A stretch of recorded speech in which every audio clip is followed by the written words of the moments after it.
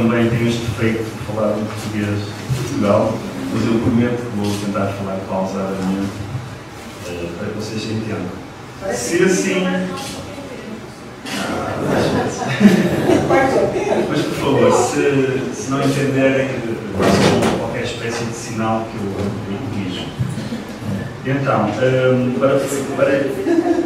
procurando respeitar o tema da mesa, poder vir e liberdade de expressão, decidi falar um pouco sobre um tema que me é muito caro, que é o estudo do cinema português, e vou falar não sobre o período que eu estudo mais, que é precisamente o período da ditadura, 49, 80 já não é ditadura, mas ainda um período pós-revolucionário, mas queria falar um pouco do cinema português, sobretudo pós-revolução dos escravos, a Revolução de 1964. Portanto, o cinema português em democracia.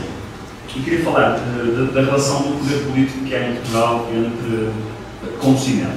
Portugal é um país pequeno, como todos sabem, mas em termos culturais é ainda mais pequeno do ponto de vista meramente quantitativo, porque é um país que tem um número reduzido de pessoas e depois também tem uma dificuldade de se internacionalizar. Então o cinema português vive um pouco desses constrangimentos. É um cinema que não tem uma circulação comercial internacional como tem outros países da dimensão de Portugal, no caso da Bélgica, por exemplo, como sendo um país francófono, tem uma circulação mais considerável do que propriamente o cinema português. E temos um caso prático aqui no Brasil, que apesar de falarmos a mesma língua, voltamos à questão da língua, apesar de falarmos a mesma língua, e acontece também ao contrário. O cinema brasileiro também em Portugal tem muita dificuldade de circulação. Portanto, e isto faz com que esta inviabilidade económica para o cinema português tenha impedido nos últimos anos que se desenvolva uma indústria autossustentável e uma indústria nos termos que acontece sobretudo nos países anglo-saxónicos. Então, esta incapacidade do cinema português se autossustentar financeiramente faz com que ele esteja numa posição de maior fragilidade em relação ao poder público. Em Portugal, se pensarmos rapidamente, não no último ano, 2013 e 2012, porque foram anos completamente atípicos, mas se pensarmos no global, na última década, em Portugal investe-se anualmente cerca de 15 milhões de euros em produção de cinema. Longas-metragens, curtas-metragens, animação, documentário, mais ou menos é um número global. O ano 2013 e 2012 foram completamente atípicos, foram anos em que houve um corte de financiamento, ditado pela austeridade tão castrante, a austeridade que nos afetou de 2012 para cá, nas artes sobretudo. Nos afeta, exatamente. No ano passado já estou contaminado pelo discurso otimista do populismo, mas é presente, infelizmente. Então, na última década, o orçamento em Portugal gasta cerca de 15 milhões de euros, qualquer coisa como 55, 60 milhões de reais. É esta quantidade de dinheiro que se investe em Portugal. E desses 15 milhões de euros que são usados na produção de cinema, uns 12 ou 13, e estou a ser otimista nesta porcentagem, provém de instituições públicas. Maioritariamente vem do ICA, o Instituto de Cinema e Audiovisual, mas há depois outras instituições públicas, ou sobre a gerência pública, no caso da televisão pública, da RTP, que também acaba por financiar. Portanto, a maior parte do cinema português está muito dependente destes financiamentos. Mas nem sempre foi assim. O facto de hoje estarmos completamente dependentes deste financiamento tem umas suas raízes que remontam ainda uns anos anteriores ao golpe militar, que depois deu origem à Revolução dos Escravos em 1964. Então, este Instituto de Cinema e Audiovisual, que hoje em dia é o órgão que mais financia o cinema português, foi criado em 1971, por uma lei considerada muito progressista para uma ditadura. Foi criado em 1971, começou a funcionar em 1973. Chamava-se então o Instituto Português de Cinema.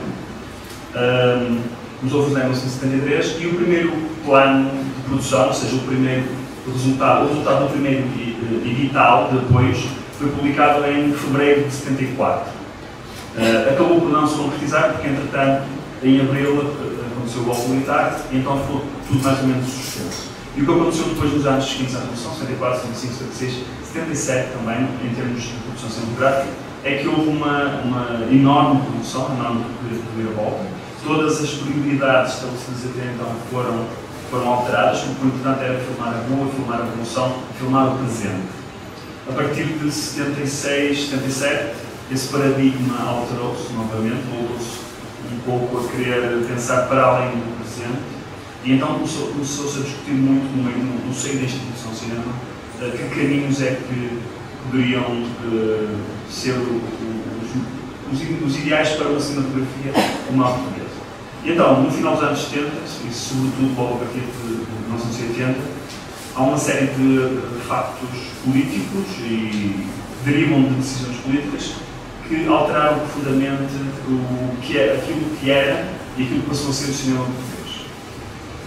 Na altura, é importante ver que esse modelo do cinema revolucionário estava muito apoiado no sistema de produção, no modo de produção, que sobrevivia sobretudo à base do modo de produção cooperativo. Existiam várias cooperativas de realizadores, de produtores, que defendiam um modo de produção coletivo, não é? Onde o cinema não fosse meramente o fruto de uma visão autoral, mas fosse sobretudo o fruto de um processo coletivo, não é? Que envolvia todas as pessoas que intervinham na produção daquele filme, desde o realizador aos técnicos, portanto, um verdadeiro processo de coletivização.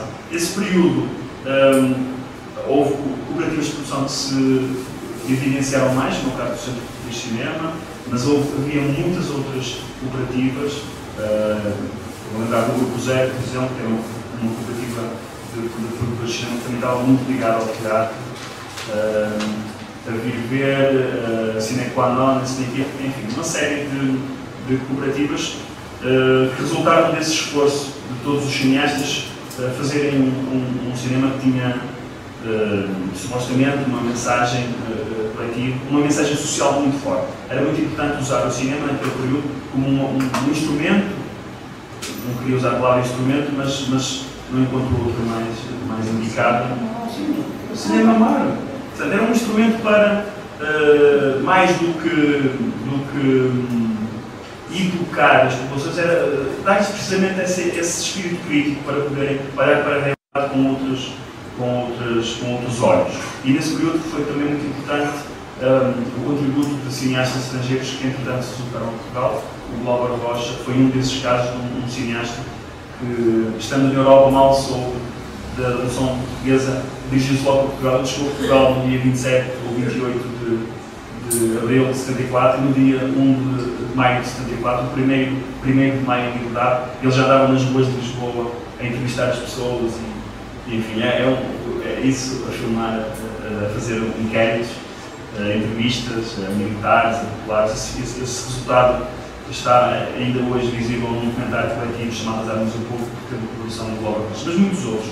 Não queria agora perder muito tempo em enunciá-los, porque são mesmo muitos e não queria ser injusto, mas o Thomas Darwin foi também um cineasta alemão que foi muito importante nesse período, mais de 75, 76. Enfim, portanto, este paradigma de um modo de produção coletivo começou a entrar em falência, não é? Achavam que era uma aventura revolucionária e que uma própria revolução tem um fim, tinha de se avançar para um novo paradigma. Entretanto, também há uma série de acontecimentos políticos que acontecem em Portugal no final da década de 70 e início da década de 80 que vão marcar também esta luta de poder no cinema português. Porque para além deste Instituto Português de Cinema, que era no fundo já naquela altura, a partir de 77, 78, a grande forma de financiamento, e com o fim das cooperativas, ou seja, enquanto que até aqui nós tínhamos cooperativas que agregavam, imaginemos, uns 7 ou 8 cineastas e vários outros técnicos, e havia um acordo entre aqueles cineastas para irem revezando na concretização dos seus projetos. Ou seja, os projetos eram todos, era muito usual que um cineasta fosse argumentista de outro projeto que não dele, ou que fosse ator e depois vice-versa, ou os outros cineastas colaboravam no projeto dele. Há muitos filmes feitos desse modo de produção. Essa unidade foi-se quebrando, não é? E com o fim das cooperativas, nós deixámos de ter 4 ou 5 entidades que lutavam pelo financiamento e passámos a ter outra vez os 60 ou 70 entidades, agora cada um individualmente, que lutavam pelo seu projeto. Então, como o mercado era pequeno e como a dotação orçamental também era pequena, não queria falar sobre isso também agora, mas também tem um pouco a ver com a própria evolução legal da legislação sobre o cinema de Portugal, a forma como ele tem sido financiado, desde imposto sobre o próprio bilhete, o ingresso de uma sessão de cinema, e atualmente passa pela publicidade exibida em televisão de generalista e sinal aberto. Portanto, há também uma mudança de paradigma importante que acontece só nos anos 90, tem a ver com essas necessidades de suprir a falta de financiamento, mas um pouco. Nos anos 80 começou então a haver um grande debate. Não havendo forma de subsidiar todos os projetos, como era óbvio, começou a haver uma necessidade de definir prioridades. E então o Estado chamou a si essa responsabilidade. Na altura, estamos em 1982 e 83, o debate vinha-se adensando. Porquê?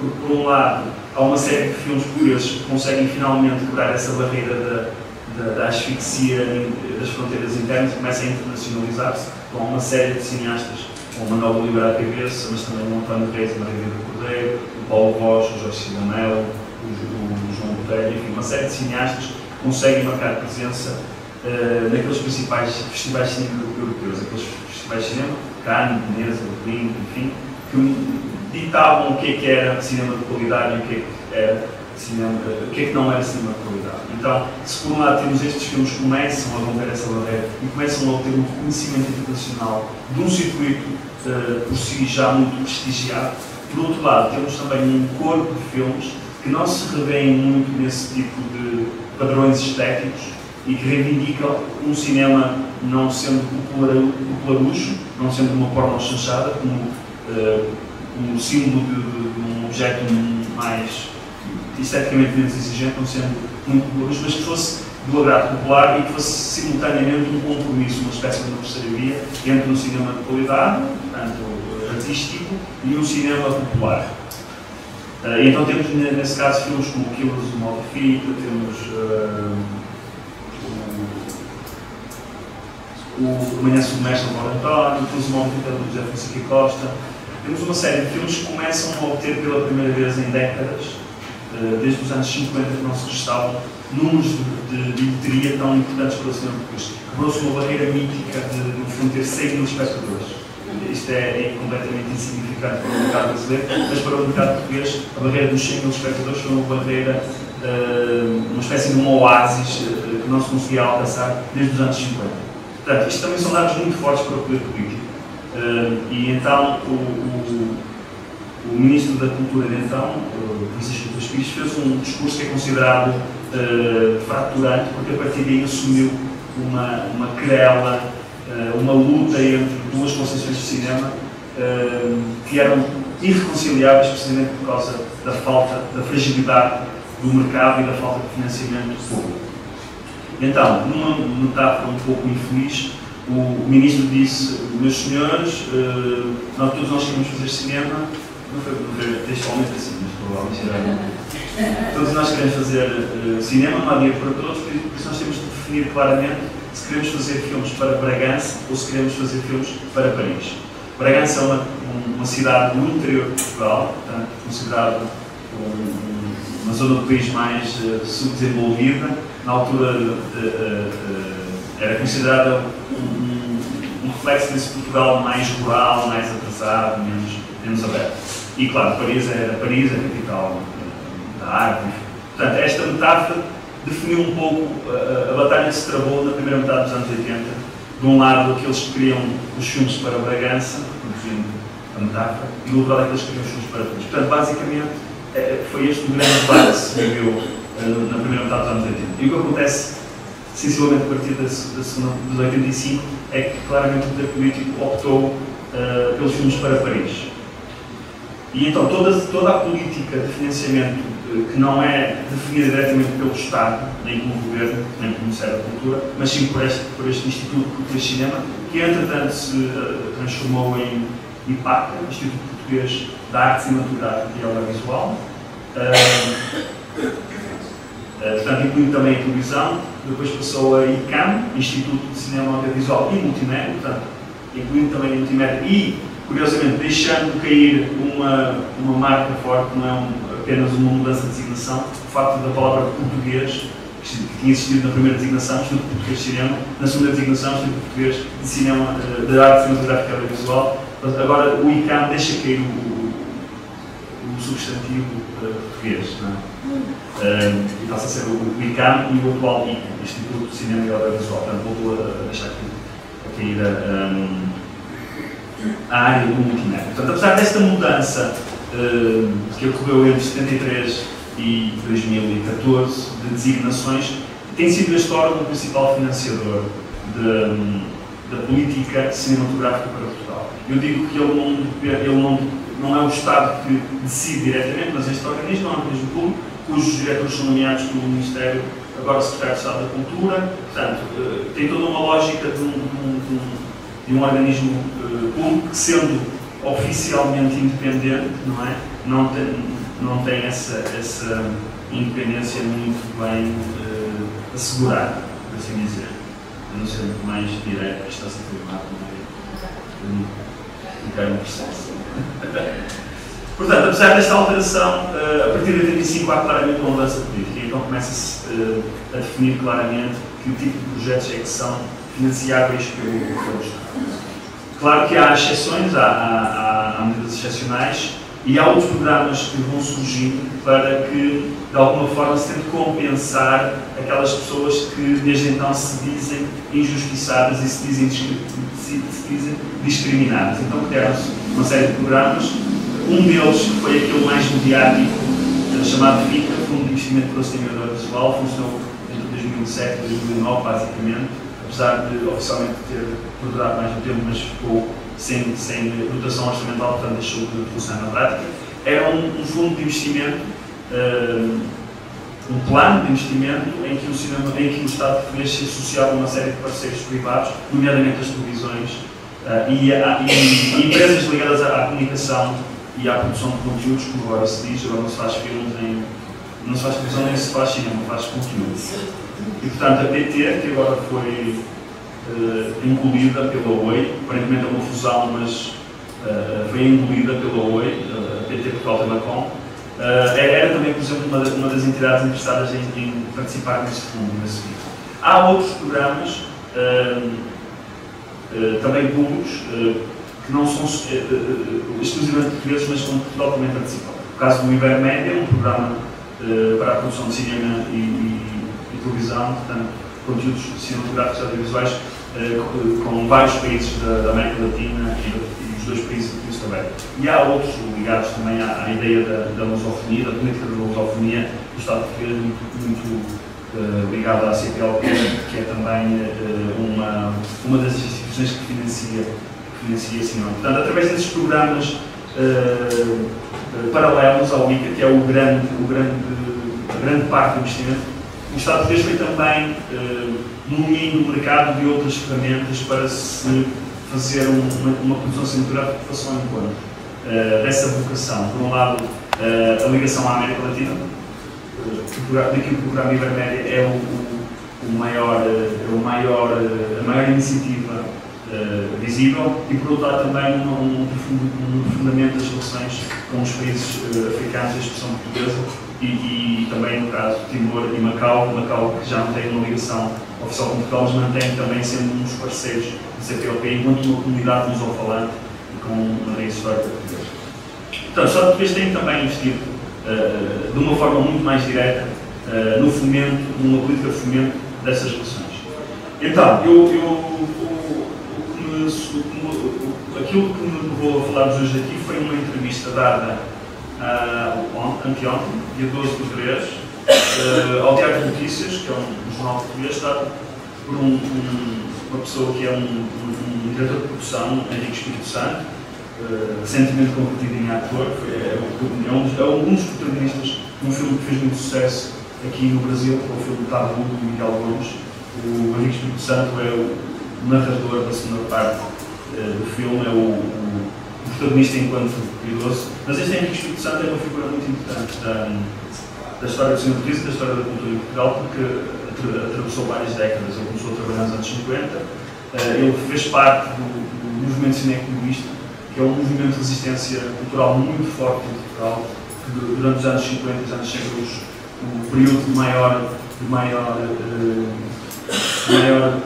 repressão cultural que houve no século português foi um movimento que soube resistir e soube sempre manter viva uma ideia de cinema diferente daquela que era hegemónica. Depois disso ele passou pelo esse tal processo de coletivização do cinema português. Ele foi diretor de produção da maior cooperativa de produção, que era o Centro Português de Cinema, e depois nos anos 80 e 90 produziu, entre outros, junto a Zé Monteiro, o Manuel Domingos. Então, recentemente, há 2 dias, eu dei uma entrevista ao Diário de Notícias, foi publicada há 2 dias, não sei como é que ele deu, mas presumo que tenha sido há pouco tempo, onde ele diz que os subsídios não podem ser desbaratados em filmes comerciais. É óbvio que muitos de nós estamos de acordo com isso, os subsídios que são públicos devem ser aplicados em algo preferencialmente não comercial. A definição de comercial supostamente é algo que é rentável numa lógica de comércio, não é? Portanto, à partida, isto é uma afirmação com que nós pacificamente concordamos, mas que no fundo não quer dizer muito. Não quer dizer muito porquê? Porque nós em Portugal, hoje em dia, qualquer filme é comercialmente inviável. Nós comentámos aqui no início da conversa de um filme chamado Balas e Bolinhos. Balas e Bolinhos é aquilo que vocês poderiam chamar um filme de bordas. É um filme feito fora da lógica institucionalizada de cinema, um grupo de amigos que decidiu fazer um filme de uma forma muito amadora. O filme faz parte de uma trilogia, e eu acabo mesmo em 2 minutos. Faz parte de uma trilogia iniciada já há 10 anos atrás, e o primeiro filme circulou só através de DVD. Portanto, no mercado de DVD, passando de mão para mão, enfim, foi esse a primeira circulação. Fizeram o segundo filme em 2008, que já conseguiu chegar às salas de cinema, mas não teve muito sucesso, mas foi sobretudo popularizado através da internet, através da partilha de vídeos no YouTube e noutras plataformas, P2P sobretudo. E finalmente, este terceiro capítulo, o capítulo final, como eles designaram, é o culminar do processo de afirmação deste tipo de produções, que cada vez está mais presente no cinema português. E então este filme, sim, já teve uma circulação completamente convencional. Estreou em imensas salas de cinema, fez um número surpreendente de espectadores, cerca de 300 mil, 280 mil, salvo erro. Portanto, que é um número muito significativo para o cinema português. É muito mais do que, por exemplo, fez o último filme do Manuel Aluguer.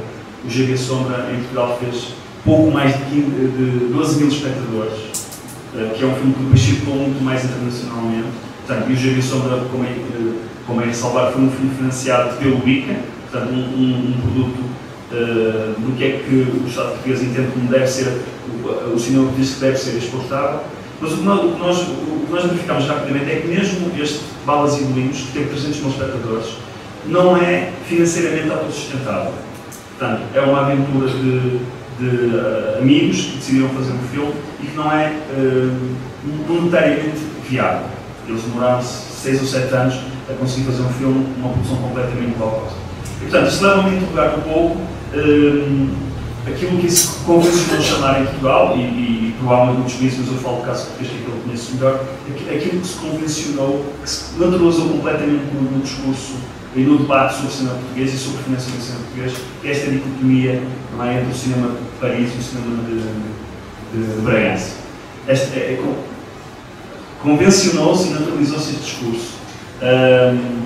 E o que aconteceu foi que ao longo destes últimos anos, destes últimos 30 anos, houve um afunilamento do tipo de cinema português que é muito resultado desta naturalização deste discurso.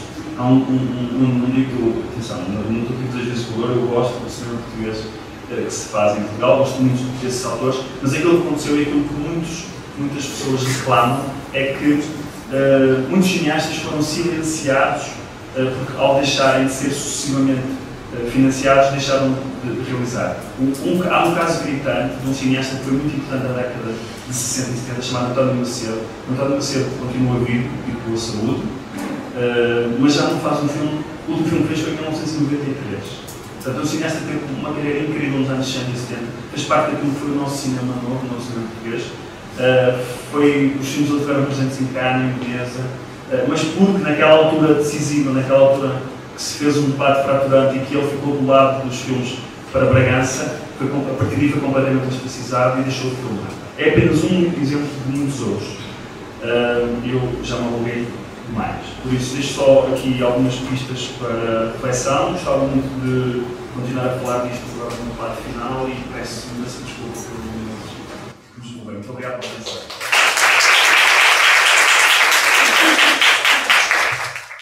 Eu ia perguntar para o Paulo, quando você estava falando, eu fui fazer um paralelo do que eu estudo produção cultural também.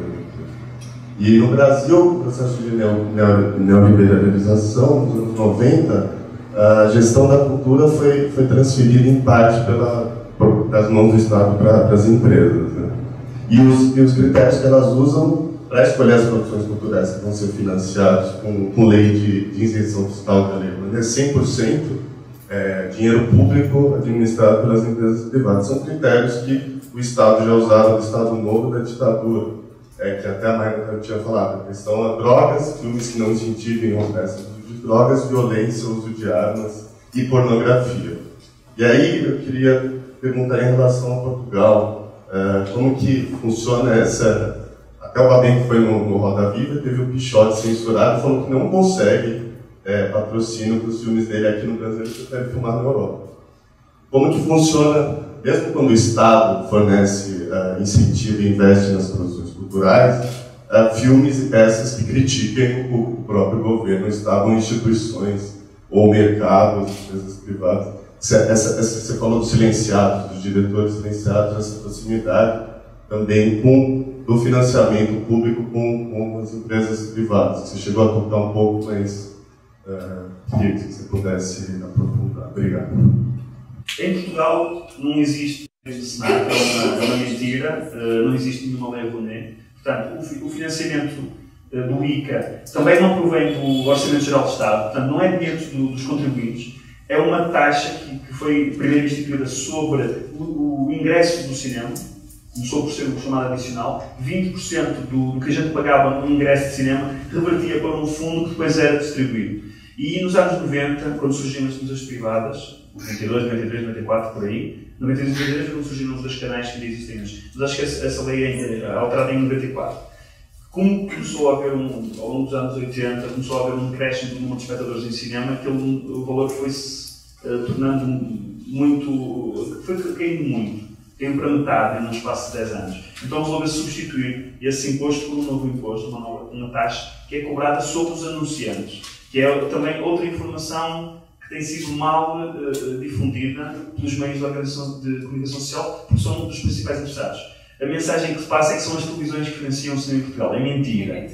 As televisões apenas retêm, durante algum tempo, o dinheiro que os anunciantes pagam. Portanto, as televisões não põem um cêntimo daquela taxa que vai para o cinema. Quem paga aquela taxa são os anunciantes. É a Coca-Cola, quando paga 10 reais por um anúncio, daqueles 10 reais, óbvio, uma parte é um imposto. Portanto, a televisão, quando pega nesse dinheiro e entrega ao Estado, não está a pôr um cêntimo.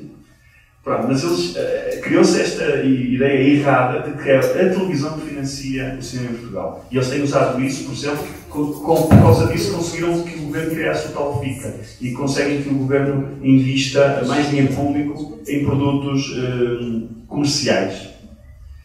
E finalmente, agora, nos últimos meses, foi aprovada uma nova lei de cinema que, para além dessa taxa de publicidade, que também está em queda por causa da situação de austeridade económica e de crise económica, a publicidade foi das áreas mais afetadas. Então criou agora uma nova taxa, para além dessa da publicidade, que é sobre os operadores de televisão por cabo, porque é um mercado em ascensão, não é?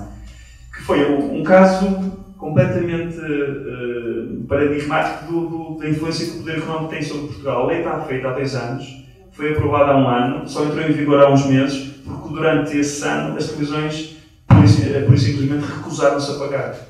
Disseram, nós não pagamos. A lei estava aprovada em Diário da República, era uma lei do país, e as televisões disseram, nós não pagamos. E o governo não pressionou as televisões a pagar.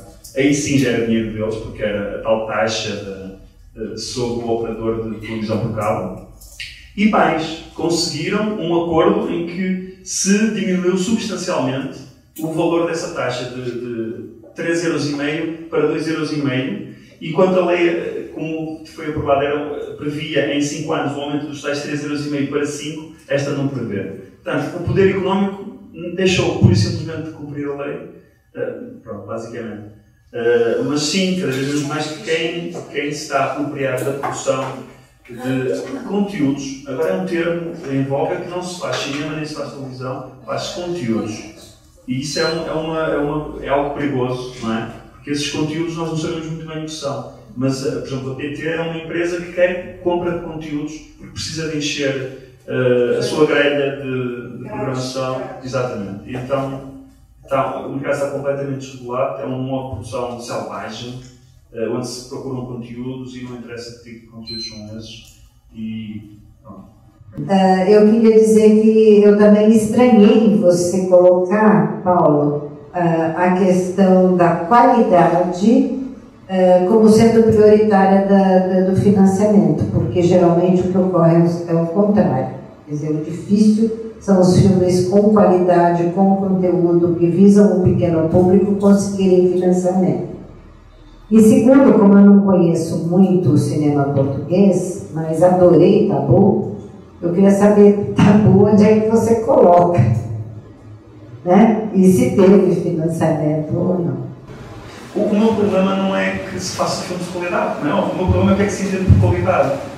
E aquilo que se institucionalizou é que o ICA só financia cinema de qualidade. E é esse o argumento que é usado para deixar de fora pessoas que não se enquadram na ideia de qualidade daquele organismo. Por exemplo, em Portugal existe uma exceção, existe uma categoria de filme de qualidade. Na classificação etária dos filmes, para além de maiores de 6, maiores de 12, maiores de 16, maiores de 18, há também o filme de qualidade, que é uma classificação dada por um conjunto de pessoas. Foi criada logo em 75, no calor, quando se criou duas categorias excepcionais, que foi o filme pornográfico e o filme de qualidade. Enquanto o filme pornográfico era agravado à taxa de exibição, no filme de qualidade era amenizada. E, portanto, essa própria instituição que vai criando um cânone. E esse cânone, ao tornar-se homogéneo, corta, na minha opinião, é prejudicial à liberdade de expressão, de criatividade. Pronto, mas isso é um processo muito moroso, que passa também por outras instituições, como é o facto de em Portugal, durante décadas, só tínhamos uma escola superior de cinema. Durante décadas só tínhamos uma escola, e nessa escola instituiu-se também uma ideia de cinema que vigorou e que ainda hoje é hegemónica no português. Nós fomos a ver os cineastas mais proeminentes na produção portuguesa, são cineastas que saem dessa escola, enfim. E tem a ver também com a crítica e tem a ver também com o papel regulador que uma instituição como a Cinemateca Portuguesa teve também ao longo de décadas. Já agora, só a propósito, o Tabu, como é óbvio, foi premiado com esse subsídio, porque o Miguel Gomes o filme anterior teve também muito sucesso, aquele que foi 3 de agosto. Mas rapidamente, em alguns segundos, o Miguel Gomes até hoje fez 3 longas-metragens. A primeira em 2004, e a segunda em 2008, e a terceira em 2012, portanto, 4 em 4 anos, religiosamente. Neste momento, em 2014, ele já está a rodar a próxima longa-metragem, 1001 Noites. Portanto, começou logo em 2013. Portanto, o facto de ele ter tido uma observação tão boa enquadra-se perfeitamente, independentemente da opinião que possamos ter, concordar ou não, enquadra-se perfeitamente com essa ideia de qualidade que se pretende. Exatamente. Tem financiamento, aliás, o Tabu tem financiamento brasileiro, alemão e argentino, é uma cooperação de 4. Não é de 4 países, como popularmente se diz, mas de 4 empresas de 4 nacionalidades diferentes. A questão da classificação dos filmes, da televisão, do cinema, foi falado há pouco, desaparece quando se passa para a internet, porque na verdade, embora haja filtros, esses filtros não funcionam e os adolescentes, como o Paulo falou, veem o que eles querem e até fazem e até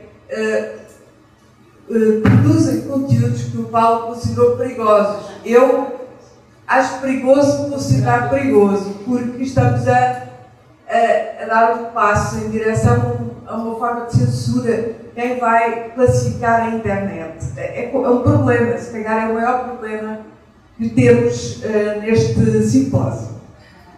Como como definir o limite do que é censura e do que é regulação e defesa dos direitos das crianças. Não sei muito bem, mas eu prefiro sempre partir do princípio da liberdade de expressão. Agora, os adolescentes que fazem filmes violentos, eles fazem-nos porque é o que eles veem na televisão, às horas, todo dia, toda a noite. Portanto, isto é um ciclo. É um ciclo, e se calhar um ciclo tem que ser quebrado, não nos adolescentes, mas nos responsáveis por uma política de estímulo à violência que existe. Então, eu começo precisamente por essa questão da internet. O que me causa preocupação não é, obviamente, questões de moralizar, por exemplo, o sexo ou a violência. O que me causa alguma apreensão é a questão de se cumprir a legislação. Há vários países do mundo, felizmente, onde a xenofobia, o racismo, a homofobia, a discriminação de género são crimes, não é? São algo que está consagrado na legislação. E isso é que me preocupa, não é o facto de violência ou até de cenas com teor sexual. Mas o que me preocupa mais é uma institucionalização desse discurso. Porque, por exemplo, o maior operador português de televisão por cabo, o maior fornecedor português de televisão por cabo, que é uma subsidiária da BT, a MEL, agora inventou uma coisa, que é uma espécie de um YouTube na própria televisão. Chama-lhe MEL Canais, que foi muito aproveitado, por exemplo, na última campanha eleitoral em Portugal. Todos os candidatos tinham o seu próprio. Qualquer cliente daquele serviço pode ter um próprio canal com emissão nacional. São aqueles canais com 7 ou 8 dígitos, não é? É o 4347, por exemplo, mas é um canal que tem visibilidade pública, não faço ideia se muito ou pouca, mas, por exemplo, estes jovens estão também a saltar da internet para essas novas plataformas da televisão por cabo. E isto eu acho que começa a ser preocupante, porque ali já não é um meio autodesculpado. Desculpa, eu acho que, por exemplo, penso que no Brasil é suficientemente conhecido, não se chama assim, mas era o Diário de Sofia. Portanto, o Diário de Sofia da BIAT, que hoje em dia é uma multiplataforma de produção, começou assim. Ou seja, eu acho que tem que dar espaço de criatividade e esse espaço de criatividade reflete, em muitos aspectos, as culturas, até da juventude, que é muito mais saudável. Eu não digo que seja correto, mas o politicamente correto mata muita coisa.